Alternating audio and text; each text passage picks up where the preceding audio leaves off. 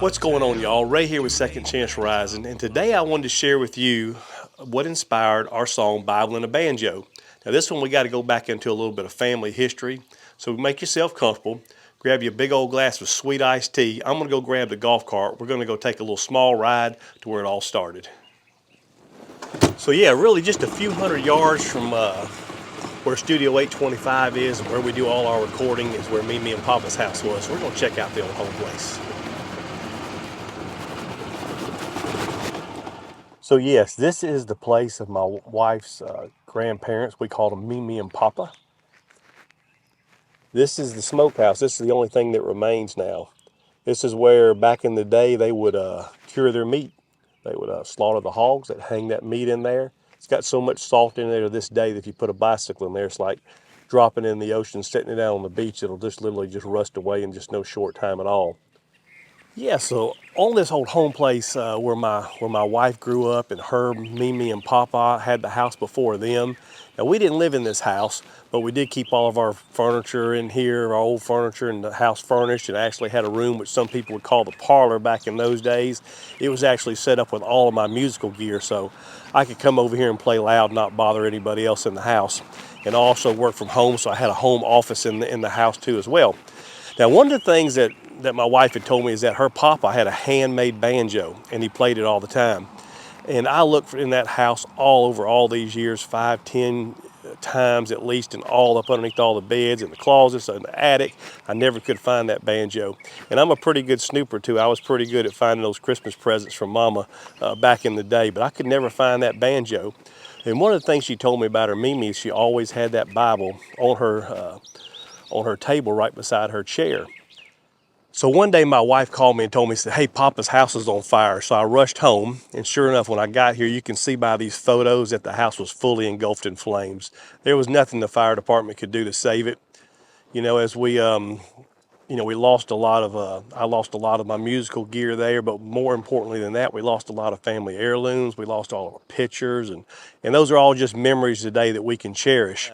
Someone told me, hey, if you can dig around in those ashes, that you will find, you might find some stuff. And I felt like, we had some silver, the forks and the knives and some silverware and stuff like that. So maybe we can find some of that, but we really didn't find anything. The only thing we found, we were digging around. I can't remember if it was me or my wife that found it. We're digging around in the ashes, and lo and behold, we pull out her Mimi's Bible. And her Mimi's Bible is as in good a shape, or maybe even better shape, than the one that I take to church today. And it's pretty incredible that this fire, where there's not even a wall standing, as you can see by these pictures, that Bible escaped, that fire. And you hear about these stories, but you never really know if they're true. Well, I can tell you that this one happened to us personally, so I know it's true. And it's pretty amazing how God has used that to inspire even all these years later. So you're probably saying, well, Ray, where did the banjo come in at? Well, here's the crazy thing. So about 3 or 4 weeks later, I just happened to come home from work. I was standing outside at lunchtime, and there were the guys. They were all out here with the bulldozers and bobcats, and they're scooping up all the ashes, putting it over into the dump trucks. And I just happened to be standing out there, and all of a sudden I see something come tumbling out of one of those bobcats into the dump truck. So I yelled, "Whoa, man, hang on." I jump up there, and there's Papa's banjo, the one that I never could find, the one that I didn't think existed in the house anymore. And there it was, the mysterious banjo, the one that he made by hand. And here it is, you can see. Now, it's not in perfect shape, but it's in pretty good shape. I could restore this and be in playable shape, but I think it tells such a much better story like it is. Now, I put this banjo and had this in the studio for so long. I put the Bible away and stored it around. And then 10 years later, here we are, kind of during the pandemic, and I get to thinking about that Bible, and I says, where's that Bible? I want to write a song about that Bible. The banjo's been hanging up in the studio, in the new studio, all these years, but I couldn't remember where I put the banjo. Asked the wife, she couldn't, the Bible. Asked the wife, she couldn't remember where we put the Bible. Then I finally remembered where it was, and it was in an old box in our outside little kitchen area that we have. And this Bible in this old dusty box,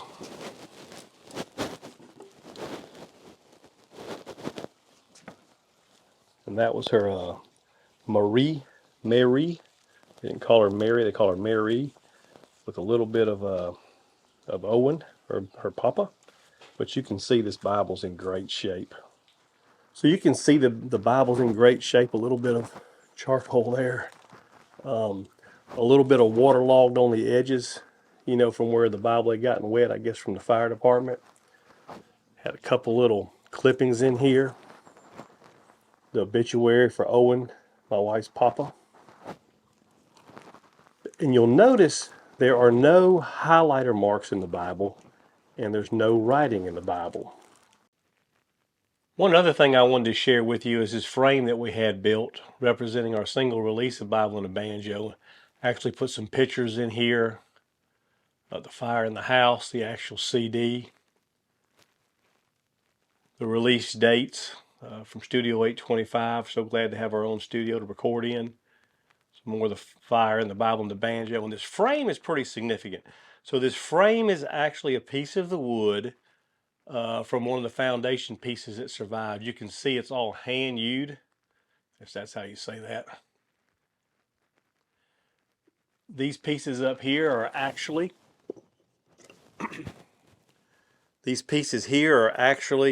pieces of the dowel where they drilled holes and they shoved those in there to actually hold the foundation pieces together. So we're able to survive and keep some of those. So it's a neat little piece of history that the kids and the grandkids, and hopefully this can be passed down for another 100 years and tell a little bit of story about me and Papa and the old home place here, and hope it reminds them of a simpler place and a simpler time. So yeah, so I gave you all that history on Papa and Mimi and the Bible and the Banjo and how it survived the fire. And you know, when I got set out to write this song and I began to look through the Bible, and I was looking for some notes maybe in the Bible or a favorite verse or you know, something that was highlighted, and then realizing later that Mimi didn't believe in writing in her Bible, that she thought that was not the proper thing to do. And from what I found out, a lot of that generation thought that same way. So the more that I read the Bible, the more that my mind just started wandering back into that simple place and that simple time and what it must have been like 100 years ago. You know, the day that when there was nothing else open on Sunday afternoon, when you came home from church and it was family time, there was no Walmart, there was no social media. Everyone didn't have their heads buried down into their phones, and you know, there was a lot of front porch sitting, a lot of front porch living. And if you were lucky enough, someone broke out a guitar or a banjo and maybe had a little singing. And I could just picture Mimi knowing just a little bit about her, sharing that Bible verse, maybe to those kids and those grandkids. And boy, just think about how much of a special time that would have been and what we're missing today. And I think that's what we need more of today. Would you agree? Leave a comment below and let me know what you think. Well, I hope that you enjoy this song as much as we do. I hope that it transports you back into a simpler place and a simpler time, and that you realize how important the small moments that we get now of family time together is. Say hello to Mimi and Papa if they're still with you, and share this song with them. I bet they'll like it. God bless you and keep looking up.